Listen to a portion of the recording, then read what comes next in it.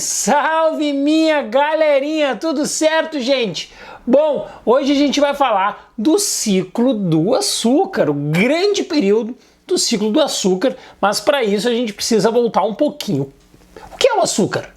Certamente tu tem uma resposta para isso, mas a gente precisa entender por que o açúcar vira importante. Ele vira importante a partir do século VI depois de Cristo, quando se começa a produção do açúcar extraído da cana. E na Europa, cara, ele vai ganhar mais importância, vai ser a partir das cruzadas, porque nas cruzadas a Europa vai ter contato lá com o Oriente.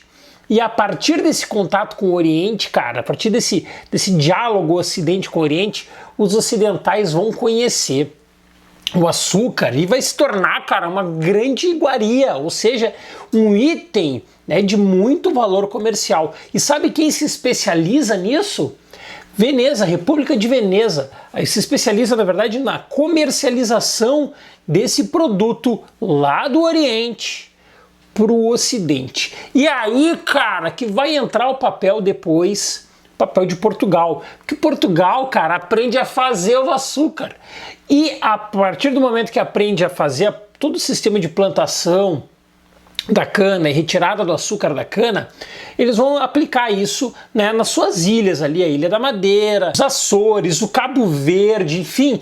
E, cara, os portugueses vão utilizar isso bem antes de chegarem no nosso território aqui, já ali no século XV, eles descobrem, né, o nosso território no século XVI, e veja bem, a partir desse momento eles também vão utilizar não só a plantação, né, mas a utilização da mão de obra escrava. Por que isso é importante?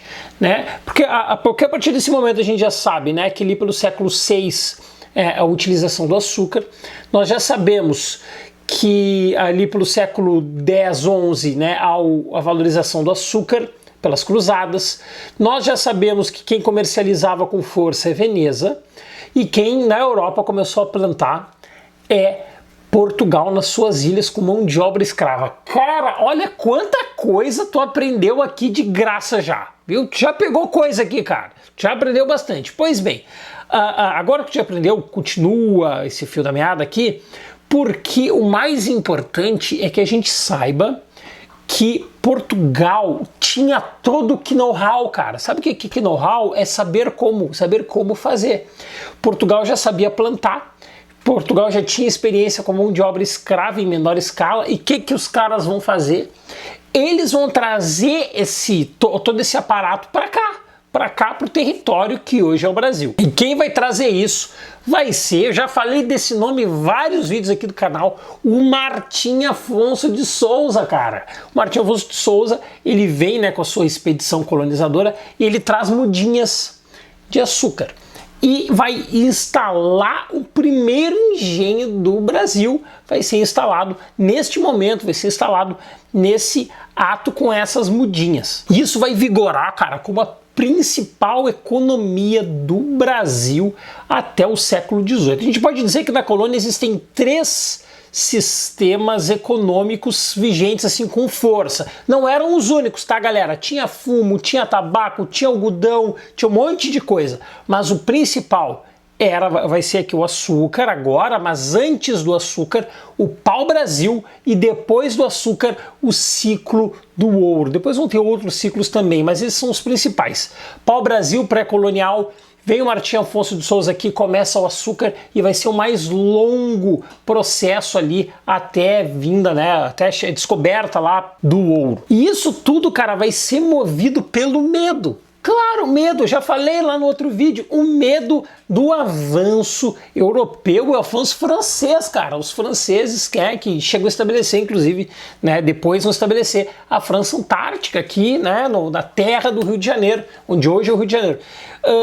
Alguns elementos também a gente precisa elencar que eles vão definir por que, né, que o Portugal vai se lançar aí com essa empreitada açucareira. E eu vou elencar 4 elementos aqui que são, sem dúvida, fundamentais para isso. Primeiro é a experiência. Eles sabem plantar. Eles plantavam nas ilhas lá de Madeira, de Açores, Cabo Verde. Eles manjavam como funcionava. Outro elemento é que aqui o clima é favorável para fazer esse tipo de plantação, né? O clima, o solo do território, ele ajuda na plantação da cana-de-açúcar, ele é favorável. Isso vai ser identificado também pelos portugueses como um fator importante. O terceiro elemento é o domínio das técnicas de cultivo, de produção e de comercialização. Eles também tinham esse domínio. Além disso, o quarto elemento, cara, que não dá para ficar de fora desse nosso checklist, é o valor do açúcar. O açúcar é considerado, né, uma especiaria, uma iguaria muito valorizada na Europa. Dá para vender por um bom valor e ganhar uma boa grana com a comercialização do açúcar. E onde que vai acontecer essa produção? Bom, os portugueses eles vão criar um sistema que vai ficar conhecido como engenho. Mas veja só, o engenho ele era inicialmente o nome que se dava ali, né, por equipamento da produção do açúcar. Mas com o tempo, o engenho, a definição da palavra, ela ampliou-se, né? Ela acabou dando como definição todo o conjunto ali, todo o local onde se produzia o açúcar e se vivia, na verdade. E aí no engenho vai estar ali a roça, vai estar ali o local da plantação, o engenho vai ter a casa grande, quer dizer, tudo, né? A gente pode dizer assim, todo o território ao redor da produção do açúcar, ela era um engenho, a casa grande, a senzala estava dentro do engenho, mudou-se, né? A definição da palavra, ela se ampliou, ela ganhou uma definição mais ampla. E o engenho, cara, ele era o elemento central dessa vida colonial. Ele era um elemento fundamental, a vida girava ali, boa parte dela girava em torno do engenho. Era onde estava o senhor do engenho, que era o proprietário, onde estava a família do senhor do engenho, onde estavam trabalhadores livres, onde estavam escravos que trabalhavam, né, na produção e na extração do açúcar, era onde estavam escravos que trabalhavam em serviços domésticos, era onde tinha dentro do engenho, cara, às vezes tinha capela, né, com o estabelecimento ali do padre. Tudo isso, tudo rondava, tudo não, né, cara, mas boa parte da vida colonial brasileira tá ali ao redor desse engenho. Além disso, tem que se dizer que o engenho não era uma coisa muito tranquila de se criar, não, porque quem ia colonizar lá, o senhor do engenho, ele tinha que arcar com o custo da construção, né, de tudo que ele precisava, de todo engenho era ele que precisava bancar. Ele precisava bancar o maquinário, ele precisava bancar as ferramentas, ele precisava comprar os escravos.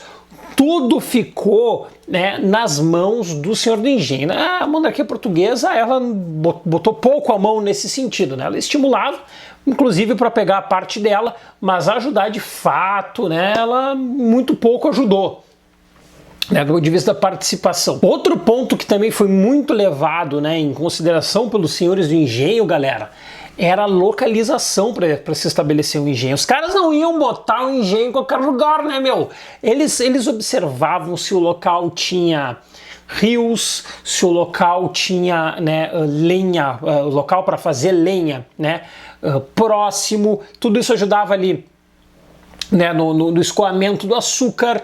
Tudo isso era considerado na hora de se estabelecer ali o engenho. Até porque tinha que ficar fácil, né, esse escoamento, né, para exportação, mas também tinha que ficar fácil para a vinda de equipamentos, de alimentos, de materiais, enfim, de toda a necessidade que surgiam ali, né, dentro da vida colonial, dentro do engenho. E no centro do engenho, cara, geralmente, né, quase sempre, mas é que eram vários engenhos, então varia um pouquinho, mas quase sempre, cara, ficava ali o senhor do engenho como figura central.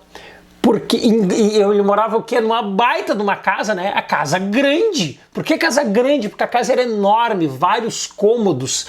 E dentro da casa, cara, o senhor do engenho, ele podia verificar ele podia cuidar pelas janelas, né?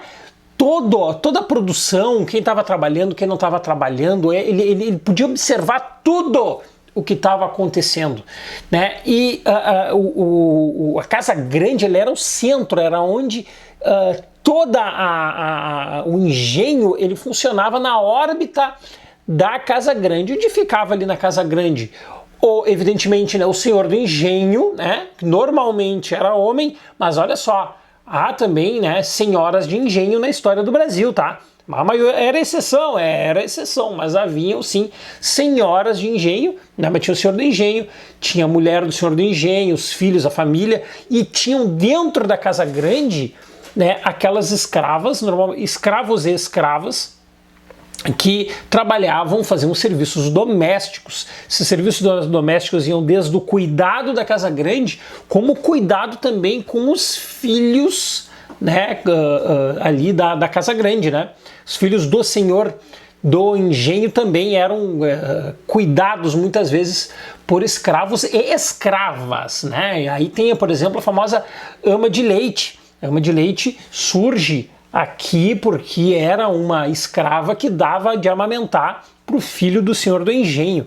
Né? Então, inclusive um termo dito esses tempos aí por um candidato à prefeitura, que ele teve até ele não era racista, ele teve ama de leite. Ah, cara, enfim, olha só, né, que é o desconhecimento da história do Brasil, chancelando certos termos. Isso a gente vê aqui presente. Fechei esse parêntese para dizer o seguinte, que apesar daquele engenho que a gente tem em mente, ser um baita de um casarão, ser uma baita de uma estrutura feita, né, inclusive muitos engenhos estão aí até hoje como patrimônio histórico, os primeiros engenhos, cara, os primeiros mesmo, eles eram feitos assim de taipa, com uma telha de pior qualidade, eles não eram esse esplendor que veio a se tornar. Depois sim, né, esse engenho que nós temos em mente, ele realmente existiu, mas os primeiros nesse processo aqui, eles não eram assim com essa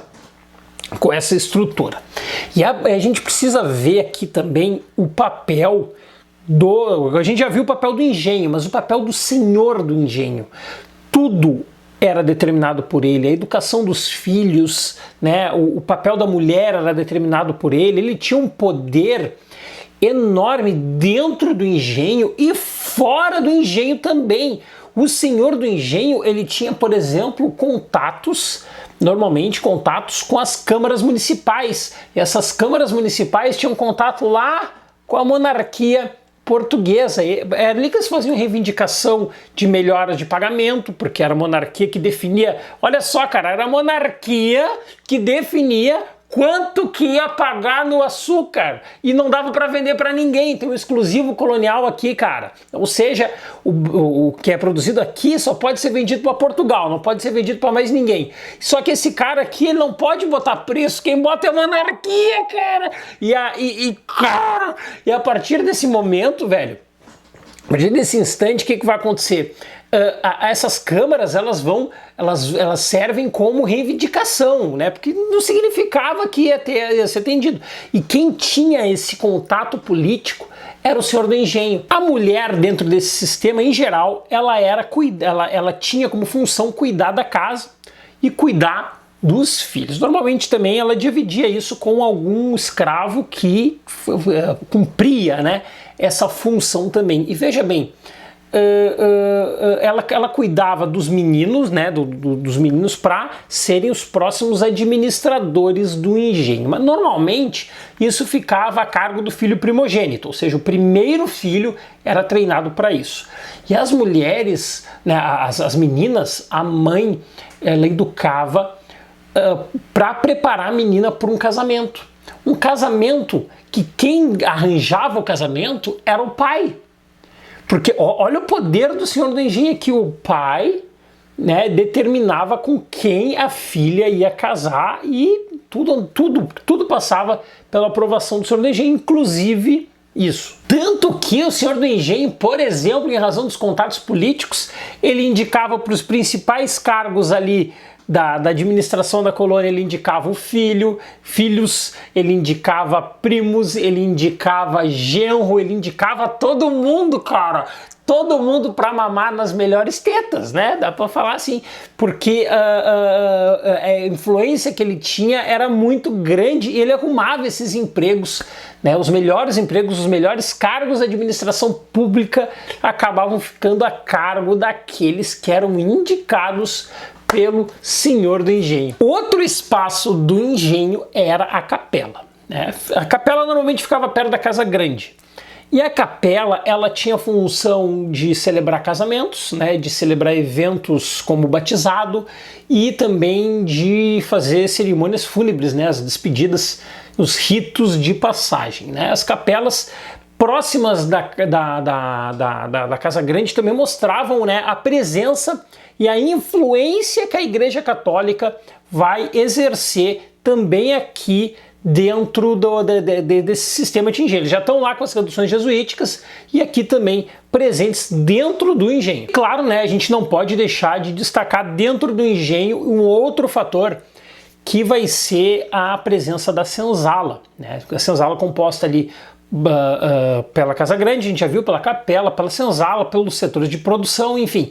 E a senzala, ela eram enormes galpões, né, esses galpões, eles onde ficavam, né, os escravos, os cativos, né, quando os cativos eles não estavam trabalhando, eles ficavam lá. E eram locais insalubres, né, que inclusive pela alta carga de trabalho eles ficavam um pouco nesses galpões, porque a maior parte do tempo estavam trabalhando, né, no sol, né, com as piores condições possíveis. E, claro, também tinha escravo na Casa Grande, fazendo aqueles serviços domésticos, sobretudo mulheres, né? Sobretudo mulheres, embora também tinham mulheres aqui nas senzalas também, né? Presentes, de uma forma muito marcante. E as condições eram tão ruins que a média de idade que um escravo atingia aqui era de 23 anos. Raramente, né, um escravo passava dos 23 anos. Então olha só, né, a condição insalubre a qual era colocado dentro do engenho, dentro desse sistema açucareiro, eram colocados os africanos, os cativos, né, que nem sempre eram negros vindos a maioria era, né, negros retirados da África, mas também tinham indígenas aí em menor porte, porque resistiram a isso. Porém, embora a gente sempre diga assim, com a comunidade indígena não deu certo porque eles resistiram, isso, cara, gera uma grande confusão e um enorme erro histórico. Por quê? Porque também os africanos que trabalharam como escravos, eles resistiram bravamente à escravidão e a esse sistema exploratório. Resistiram de diversas formas, né? Ou em revoltas, ou formando quilombos, indo, né, mata dentro para formar seus quilombos, inclusive nesses quilombos que se formaram com milhares de fugidos, né, de escravos fugidos, onde se cultuou e se praticou muito da sua cultura africana, que aqui estava reprimida, inclusive pela presença também da Igreja Católica, né? E viraram marcos culturais nesse sentido também, pela preservação da tradição africana, que acabou muito graças a isso, acabou permanecendo até os dias de hoje em muitos pontos e muitos elementos. Incendiavam aí a plantação também, muitas vezes, quebravam o maquinário, se revoltavam, faziam levantes contra o senhor do engenho. Então sim, houve resistência africana também. Não vamos pensar assim, o indígena não aceitou, logo tu acaba pensando que a escravidão africana aceitou. Não aceitou. E a partir dessa utilização dessa mão de obra africana, nós vamos ter um sistema, tu tem que anotar aí que isso é importante, nós vamos ter um sistema que ficou conhecido na historiografia como plantation. As plantation foram isso, foi esse sistema baseado em um tripé: escravidão africana, latifúndio, porque os engenhos não eram pequenos, e monocultura de exportação, ou seja, se plantava um item só para exportar, que era o açúcar. Não significa que não se produziram outras coisas nesse período, se produziu sim, mas em larga escala foi o açúcar. Então vamos lá, escravidão africana, latifúndio, monocultura de exportação. Esse tripé vai formar esse sistema econômico chamado de plantation. E vão ter dois tipos de engenho. Um deles vai ser um engenho real, movido a água, e o outro engenho a trapiche. Esse engenho ele funciona através da tração animal. E nos engenhos tem um troço interessante, cara. Nos engenhos tinha também se formaram, né, as destilarias para produção de cachaça. Cachaça era produzida dentro do engenho e era utilizada a cachaça como escambo, como troca, né, entre os africanos. Isso acontecia, inclusive, né, pelo alto teor calórico que possui também como um entorpecente, né, porque imagina, muito baseado numa realidade muito dura, muitas vezes, né, o desligamento da realidade por meio da utilização da cachaça era uma forma, né, de abstração dentro daquele contexto ali. Mas, cara, como tu deve saber, afinal de contas, né, a gente não tem engenhos mais funcionando, pelo menos, né, esse modelo de engenho, tu já deve imaginar que tudo que é bom para os portugueses, porque para os escravos não tem nada de bom aqui, para o índio também não, mas tudo que é bom para os portugueses, pelo menos, dura pouco, ou seja, o ciclo do açúcar não dura para sempre. Olha só, nada é para sempre, nem mesmo o sistema açucareiro. E aí, cara, talvez tu não vá acreditar, mas esse é um processo, o fim da produção do açúcar, é um processo, cara, que vai envolver Portugal, isso tu já deves imaginar, este território aqui, que é português, né? A Holanda e a Espanha. E como isso, cara? Bom, primeiro a gente precisa começar pelo começo. Eu adoro falar isso. Por quê? Porque o começo de tudo é quando acontece a União Ibérica. Olha só, cara, o que é a União Ibérica? Em 1580, sabe quem vira o rei de Portugal? O rei da Espanha. Sim, cara, o rei da Espanha vira rei de Portugal. Por isso, União Ibérica, os dois países da Península Ibérica governados pela mesma monarquia. O Filipe I de Portugal é o mesmo que o Filipe II da Espanha. Inclusive, o Dom Pedro I, por exemplo, era Dom Pedro IV em Portugal, mas eu não vou embaralhar a tua cabeça com essas informações. Bom, a partir da União Ibérica, a partir desse momento que as monarquias se unificam, as duas monarquias se unificam em razão, né, dos laços lá, depois eu vou falar sobre um outro vídeo só sobre a União Ibérica. Essa unificação, e a Holanda era uma colônia espanhola. Sim, era uma colônia espanhola que consegue, cara, sua independência. E a partir disso vai começar uma rixa, uma rivalidade entre Holanda e Espanha. E para a Holanda, como o rei é o mesmo, é tudo a mesma coisa, cara. Então, para eles estão invadindo território que é espanhol. Então, eles estão invadindo, estão contestando ali, né? E vão acabar invadindo posteriormente aqui. E aí, cara, a partir desse momento é que vai dar bronca. Mas agora vamos falar sobre a invasão. A primeira tentativa vai ser a tentativa de tomar Salvador. E eles tentam invadir Salvador em 1624. Conseguem? Não conseguem. A galera consegue expulsar a tentativa holandesa em Salvador. Mas os caras não desistem. E os caras vão ocupar a capitania de Pernambuco, uma das melhores, uma das duas capitanias que deram certo e que produziam muito açúcar. E cara, ali no século XVII o açúcar tá em alta, tá valendo muito. E os holandeses conseguem invadir e ocupar a capitania de Pernambuco e se estabelecer em Pernambuco, cara. Os portugueses entram em conflito e conseguem derrotar ali as tropas mandadas, né, pelo Filipe II da Espanha para tentar expulsar os holandeses dali. Junto com isso, eles também vão invadir Angola. Os holandeses vão invadir Angola. Por quê? Porque se Pernambuco tem trabalho açucareiro, o trabalho açucareiro depende do escravo. Como que a Holanda vai conseguir escravo? Ocupando Angola. Consegue a mão de obra e o local para produção. Olha só, cara! Isso tudo vai deixar, né, a monarquia ibérica ali, né, em uma situação complicada frente a esse avanço holandês. Os holandeses ficam para sempre? Claro que não, né, cara? Como tu sabe, Pernambuco, né, não tem nada de holandês, né? Muito pouco deve ter daquela herança. Tem algumas coisas importantes de herança lá do Maurício de Nassau, mas isso é outro papo. O mais importante aqui é que os portugueses conseguem expulsar os holandeses. E a partir do momento em que eles expulsam, os holandeses são expulsos, eles vão plantar açúcar nas Antilhas, ou seja, eles vão começar a produzir o seu açúcar em outro local.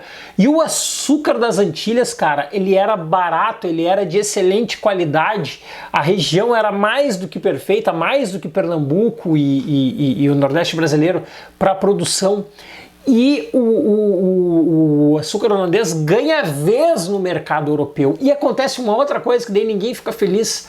Há uma baixa no valor do açúcar, justamente porque a produção também holandesa é muito melhor. Então o preço do açúcar despenca. E aí, cara, a galera que está aqui, que está dependendo disso, começa a sentir os efeitos, né, dessa retração do mercado europeu na busca por açúcar. Aí, a partir do século XVII, que nós vamos ver é a grande crise do mercado açucareiro. Uma grande crise que ela não é definitiva, tá, galera? Ou seja, nós continuamos produzindo açúcar. O Brasil produz ainda açúcar. Não é um declínio generalizado, não é aquela coisa assim de que quebrou. Mas o ciclo açucareiro, a partir do século XVII, como um período áureo, ele entra em crise. Não é a primeira crise, vão surgir depois outras crises também. O que vai acontecer é que a produção e o preço do açúcar vai passar por oscilações, vão passar ali, né? Esse preço vai passar, né, por oscilações, não vai se manter num nível alto, já não vai ser uma iguaria de custo alto, de preço alto, tão procurada, tão desejada.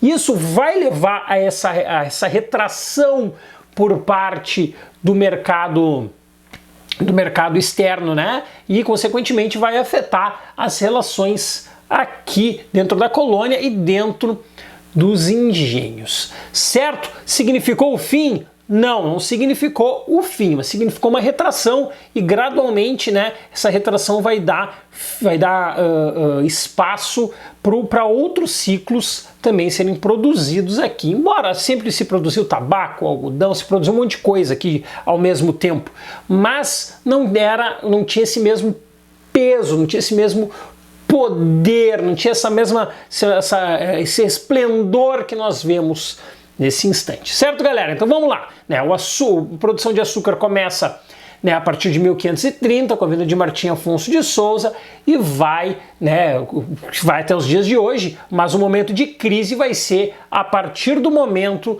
que os holandeses invadem o Nordeste brasileiro e fazem a sua própria produção nas Antilhas, né, numa nova colonização holandesa que consegue fazer um produto melhor, produto mais barato, um produto que consegue concorrer com o açúcar português.